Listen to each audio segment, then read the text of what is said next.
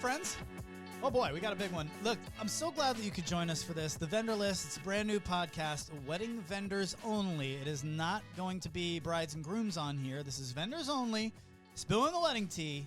And I'm doing that with one of my favorite vendors of all time. She's a photographer. She kicks ass. She's fun to work with. She'll beat you up in Call of Duty.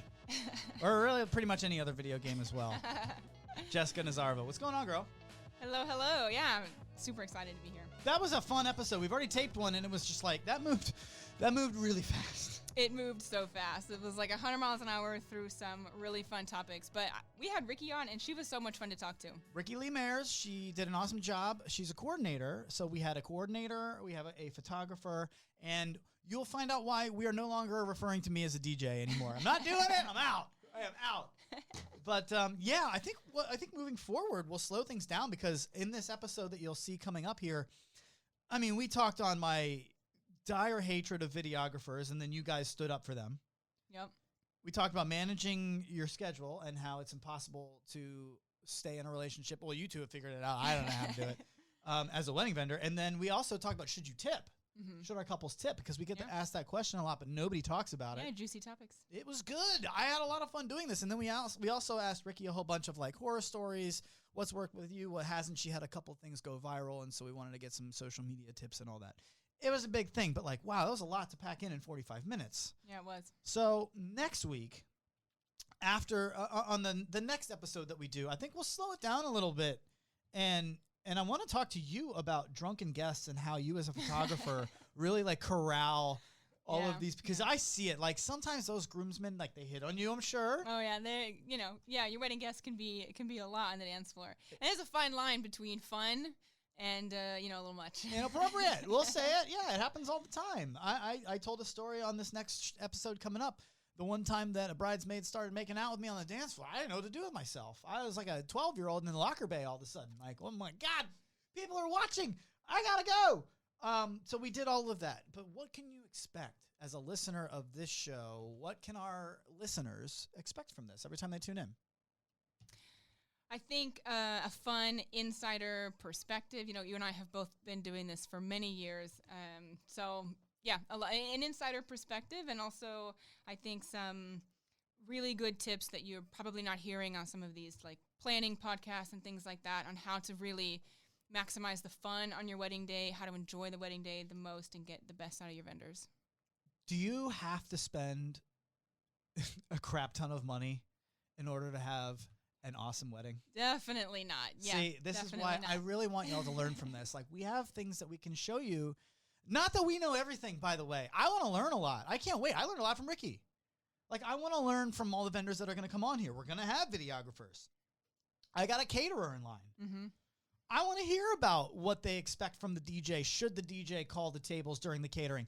I think, quite personally, I don't mind it, but do you have an opinion on that? Because we talk about this in the upcoming episode and how some DJs are just cringe in the way they do it. An opinion on if DJs should call tables? Yeah. Do you, if in your wedding, I don't want to say what you did for your wedding, but I'm going to ask you what you did for your wedding. Did you do a buffet? No. My wedding was over 12 years ago, so it was before, like Pinterest and like making sure everything looked amazing. Okay. I got off easy. No, we did not do a buffet. But, do you have thoughts on people who do have the... Let me ask it this way. Some people find that it is not as classy to have a DJ constantly on the microphone. Table 3, go ahead and hit the buffet. Table 3. Some people don't care. I don't care. If you want me to do it, I'm happy to do it. It's your wedding. You ever had that thought? I love a DJ that's a good MC. So for me, I think by the time the dinner is served, you've heard from this DJ multiple times on introductions and having you seated and during cocktail hour taking song requests. So a good DJ can seamlessly integrate into dinner. And, you do a great job. The wedding we just did together, you do a great job of chatting with tables, getting them to their, up to get food and keeping things moving along. So thank you. I think a good DJ is also a good MC. And yeah, a good DJ calls himself a producer. There you go. Not a DJ anymore.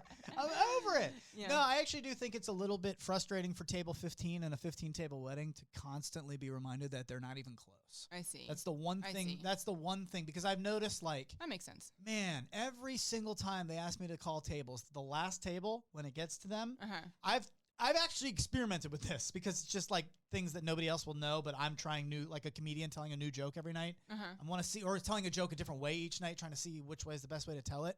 Like, no matter how I deliver that last table announcement, every single time it's the same reaction, which what do you think it is? Finally!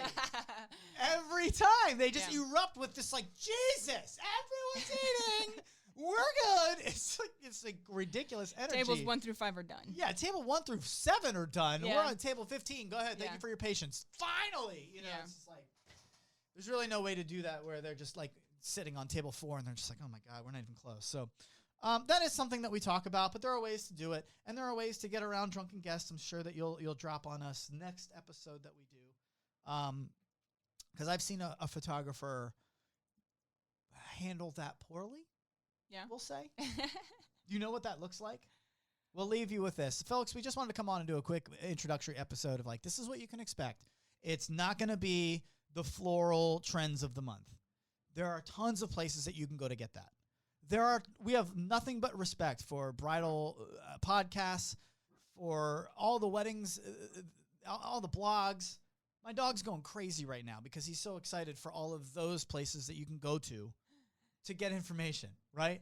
But for this, what you can absolutely expect is just behind-the-scenes nuggets that you're not going to get anywhere else. It's basically when the vendors go to dinner at the wedding, what gets said at the table while all the guests are out there having their conversations. It's like, yo, did you see that girl with like the multicolored dress with like the flags on it? Yeah. Like there are so many different little things that we see, and I can't wait to talk to you about them, but not in a way that's like tearing people down. We want to build people up along the way. So that's what we're going to do.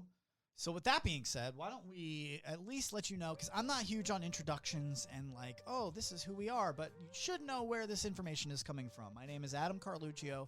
I've been doing this for 6 years, and I've got a background in radio, in production, in, I used to be the board op and the producer for national radio shows, 130 stations live. And, so I'm the guy pressing all the buttons. When I go to do weddings, I'm not bringing any turntables. I'm bringing the ability to run a smooth, fun show for all my clients and guests so that they have a blast. I'm in the background, and my brides and grooms are the star of the night.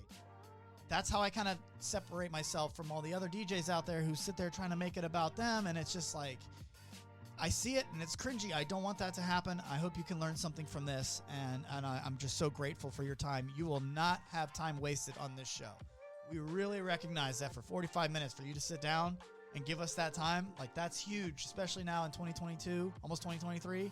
It's a lot. So for us to do that, for you to do that for us, like we're really going to kill it for you and put together a good show. I'm excited to do it. Jessica Nazarova, what is your background? Tell these people why you are the badass that you are. So I'm Jessica. I have been doing this I'm about to finish my 9th wedding season. So next year is going to be year 10 of weddings full time. And my biggest passion other than people is just having a lot of fun on the wedding day. So that's kind of my angle where I come from it, helping you plan at least the photography aspect of how to get the most fun out of your wedding day, how to be there with your guests, see your friends and family, especially after COVID. That's more of a priority than ever. Couples want to be in cocktail hour. They want to be with their guests, spending time with everyone. And that's definitely kind of where I'm at as well. So fun, people, yeah. You said something right before we hit record where it was just like, these are the types of couples that hire me. Mm-hmm. What types? Blank is the type of couple that hires me. Go ahead and say it. Fun, colorful, and excitable. Yeah, so fun is the word I look for. Whenever I chat with my couples and I'm asking you, like, what's the vibe on your wedding day? What are you hoping to feel? If I don't hear fun, little red flags are going off. So that's I'm all about you enjoying your wedding day, guest enjoyment. That's number one to me is the entire planning process and the wedding day to just be fun as hell. You're the best. I can't wait to do this show with you. I know. I'm so excited as well. This is like it's a dream come true because it's guys and girls out there. Listen, I've been toying this idea around for a long time, like almost a year here, where I've realized, like, man, really have some good information that I could share with people. But I can't do it unless I have a co-host who gets it. Yeah. She gets it, folks. We've been friends for a few years now, too, and just have a... Except I don't know your name, apparently. I know. It's fine. Nobody says my last name correctly. Nazarova. Don't feel bad. Nazarova. Nazarova. If you go on my Instagram, I'm like, you guys got to check out Jessica Nazarova. She's the best. I found out yesterday while calling her voicemail. Nope, I've been saying it wrong for 2 years. That's all right. I love working with you, and I can't wait to do this. Yeah, so, me too. Strap it on, folks. It's coming. All right? Big things. Next episode up is Ricky Lee Mares. She is a really fun coordinator. Like I said, she's had a few things go viral. She's been doing this for 1.5 years, and she's already booked up completely. So if you want to learn how you can do that, too, as a vendor, or if you want to learn what an awesome coordinator does, definitely check out next episode. We're going to do this every week. Thursdays is when we'll drop them. Perfect. Sound good? Sounds good. See you, friends. Get out of here. Go listen to the next episode. It's a good one. Talk to you soon.